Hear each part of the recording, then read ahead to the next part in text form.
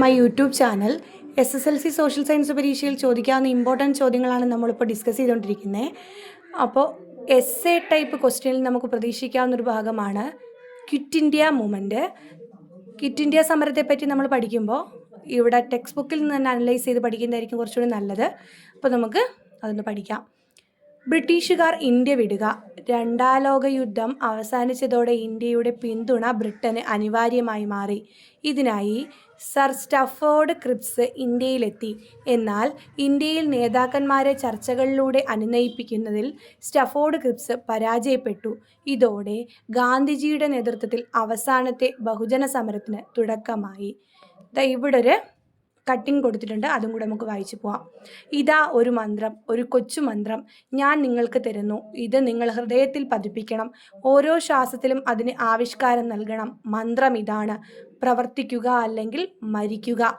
ഇത് Gandhiji quit India സമരത്തോടനുബന്ധിച്ച് പറഞ്ഞ മുദ്രാവാക്യമാണ്. പ്രവർത്തിക്കുക അല്ലെങ്കിൽ മരിക്കുക.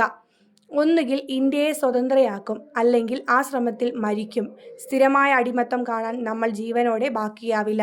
1942 ഓഗസ്റ്റ് 8 മുംബൈയിൽ നടന്ന ബഹുജന സമ്മേളനത്തെ അഭിസംബോധന ചെയ്ത് ഗാന്ധിജി പറഞ്ഞ പ്രസംഗത്തിലെ ചില വരികളാണിത്.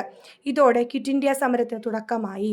ഗാന്ധിജി ഉൾപ്പെടെയുള്ള നേതാക്കൾ ജയിലിലായിട്ടും സമരം രാജ്യം മുഴുവൻ വ്യാപിച്ചു.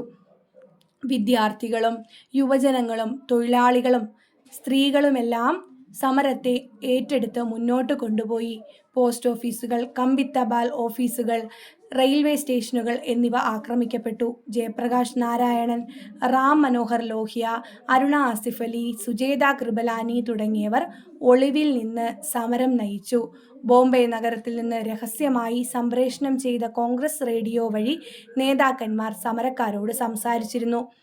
സമരം പലയിടത്തും അക്രമത്തിലേക്ക് എത്തിയപ്പോഴും അക്രമങ്ങളെ അപലപിക്കാൻ ഗാന്ധിജി തയ്യാറായില്ല. ഭരണകൂടത്തിൻ്റെ അക്രമമാണ് ജനങ്ങളെ പ്രകോപിപ്പിച്ചതായിരുന്നു ഗാന്ധിജിയുടെ നിലപാട്.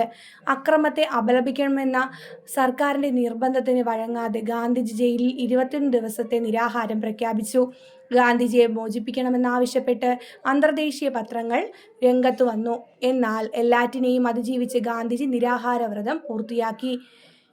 ക്വിറ്റ് ഇന്ത്യ സമരകാലത്ത് ചില പ്രദേശങ്ങൾ ബ്രിട്ടീഷ് ഉദ്യോഗസ്ഥരുടെ നിയന്ത്രണത്തിൽ നിന്ന് മോചിപ്പിക്കപ്പെട്ടിരുന്നു.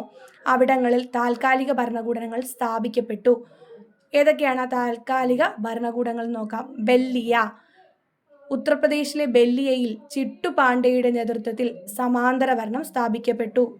സത്താറ, മഹാരാഷ്ട്രയിലെ സത്താറയിൽ നാനാ പാട്ടീലിൻ്റെ നേതൃത്വത്തിൽ നിലവിൽ വന്ന ഭരണകൂടം 1945 വരെ നിലനിന്നു. താംലൂക്ക്, ബംഗാളിലെ താംലൂക്കിൽ നിലവിൽ വന്ന ഭരണകൂടം 1 വർഷക്കാലം വരെ തുടർന്നു. വിദ്യാലയങ്ങൾക്ക് സഹായം നൽകിയും കോടതികൾ സ്ഥാപിച്ചും മിച്ചമുള്ള ദാനം ദരിദ്രർക്ക് നൽകിയും ഭരണകൂടം മികച്ച പ്രവർത്തനം കാഴ്ചവെച്ചു. അപ്പോൾ ഈ ഭാഗം കൃത്യമായിട്ട് ഒന്ന് വായിച്ചിട്ട് പോവുക. ഉറപ്പായിട്ട് നമുക്ക് ഇതിൽ നിന്ന് ഒരു ചോദ്യം പ്രതീക്ഷിക്കാം. Okay, thank you.